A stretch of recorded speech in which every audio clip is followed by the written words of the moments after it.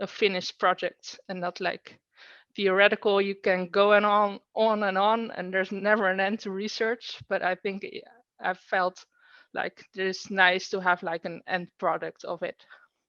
And I think that's what I like about my job right now as well. Thank you very much. So going from, let's say, the transition phase to masters and everything. So of course, that's sort of the phase when one tends to actually have to begin to specify what are the interests that one wants to pursue. So basically, the next question is, what are your interests and sort of your expertise as a researcher, in the sense of how did it begin when you first started your master's, and did you end up, while still in academia, always in the same fields of interest, or did you sort of go around different fields? We can begin with Irene for this one. Yeah, so for my master's, there is like 2 years, and every year you do another thesis. So for the first projects, I classified a group of young stars. So that was completely different from the instrumenting making. And so there was more classification. And then the second one was more, actually more chemistry, actually. Just looking at molecules about which occur in space as well. And I think that the big trend in my life is, I think I like to combine a lot of things. So that's why I liked astronomy a lot, because it was physics and math and computer science. And then with my last project, it was also a bit of chemistry. And yeah, I think that keeps on going in my work now as well. So not really a specialty. I always say, if I'm especially specialist in something, it's not that I'm failed, but it's not my goal. I just like to be more like general thing of knowing, and then combining those to go forward, I think. Thank you, Irene. James? So I did very much specialize in the research. As I said in the last question, it all kind of followed on from the next in the same sort of field, which was organic electronics, mostly doing solar cells made out of polymers, plastics, kind of thing, which is a bit of a niche field now. Things have kind of moved on. But yeah, no, so for me, I did kind of focused onto that. I would recommend not doing that. It can be beneficial to try different areas, because you never know what you're going to end up doing. And you may be able to, you do an internship on something completely separate and you actually end up liking it more. So, yeah.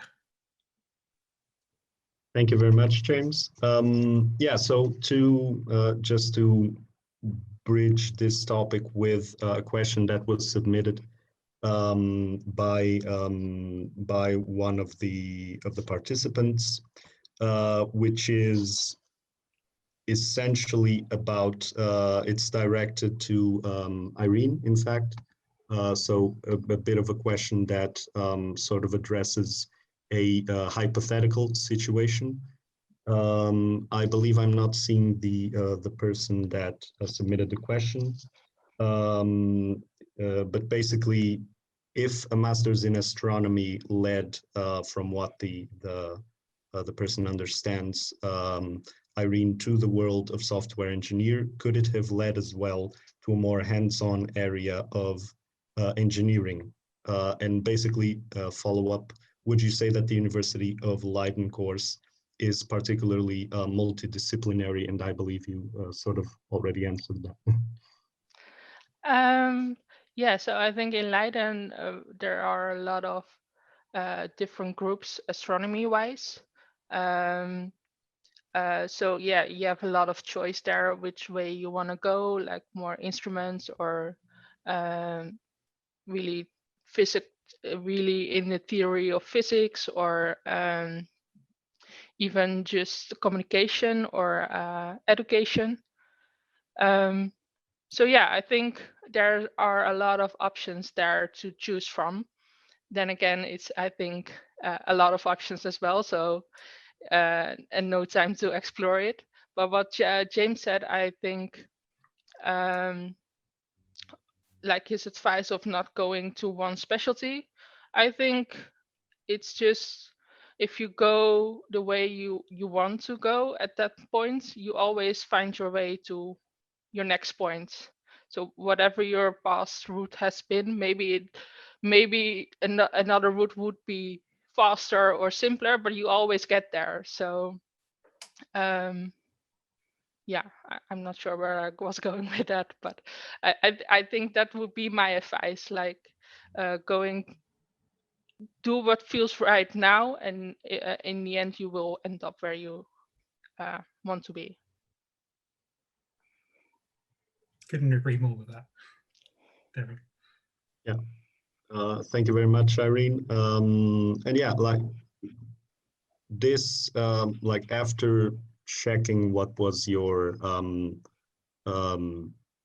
basically the beginnings of your connection to physics through academia, of course, to go from there where you are right now, there had to be at some point some sort of break with academia itself, or the thought of maybe continuing in academia.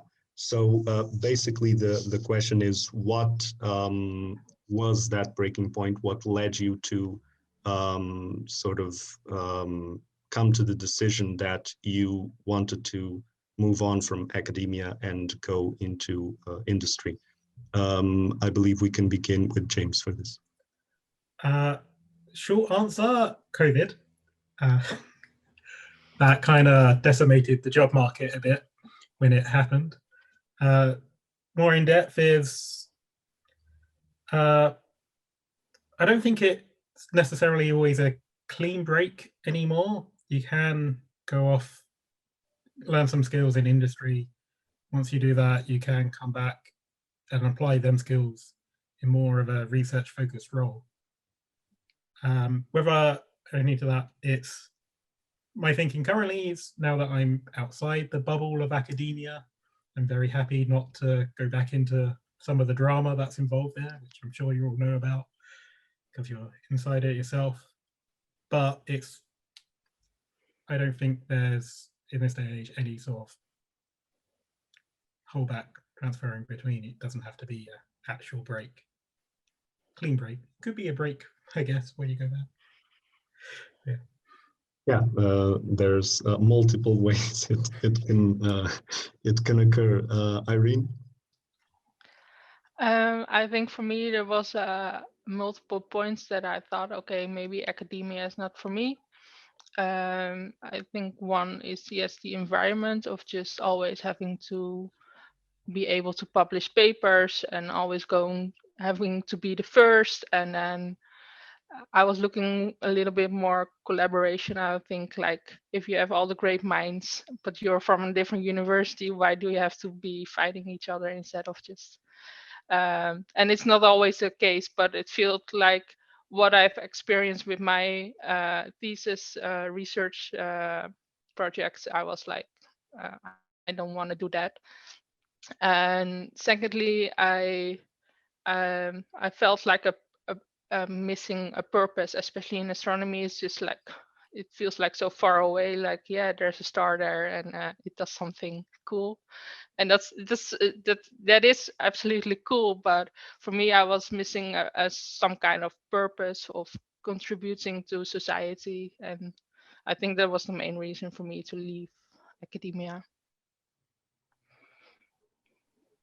Thank you very much, Irene. And now I want to take you to a question, to another question that was asked by a student who registered, who I believe is not here yet. So I will proceed with asking the question. So this basically addresses or touches upon some of the things that that you mentioned. So it's basically a three-part question. So first, is it necessary to have a doctorate to be able to work in a research area? Basically, they're asking for recommendations that can be followed in a physics career, and how difficult is it to find a job? And of course, as James already mentioned, we're in a particular situation. But I believe Irene can begin. So do you mean like pursuing in your physics career and comparing to the industry, or just the industry? I believe it's just general recommendations. Yeah, so for me, I only did my master's, or only, it's quite, but yeah, I didn't pursue my PhD because I already at that point felt like I didn't want to continue in academia. And in the Netherlands, the job market is pretty good, even if you only have your bachelor's. That's already considered like a step up. So in that way, it wasn't hard for me to find a job. The thing was, I was looking for a really specific job with contribution to society, and that's hard to find. So in that way, it was difficult, but I could have had a job right away if I wanted to. Thank you, Irene. James? Yeah, as I understand the question, it's, do you need a PhD to start doing research? It's, my answer to that is the PhD is the job you get when you start doing the research. It's not like another undergrad you do and then you can start. It is the start of your journey actively researching. And if you want to carry on academia, yeah, of course, that's the progression. If you want to go into a more specialized industry, because there is still a lot of research going on there, it's not all academia, definitely not. I've never found it more helpful for me to get a job because I have a PhD. I find it a lot easier to argue for more money, but not actually, same for my master's, probably more the same there, where I was more likely to get the job because I had a master's over someone who already had a bachelor. You just can get more because of it, but you still have to show your skills that you can actually get the job, do the job. Thank you, James. And I see we have a question from Cyrus. Yeah, I was just wondering, hope you can hear me. I was just wondering, Irene said you want to have a job connected to society, or at least give something back to the society. I was wondering, what would be your imagination, like what would be the ideal job you thought about? What could be the thing you could work in with the perfect giving back to society and still doing something gives you enough money ratio stuff, something like this? Well, those are two contradicting things. Like contributing to society doesn't equal having a lot of money. But yeah, that's the choice you make.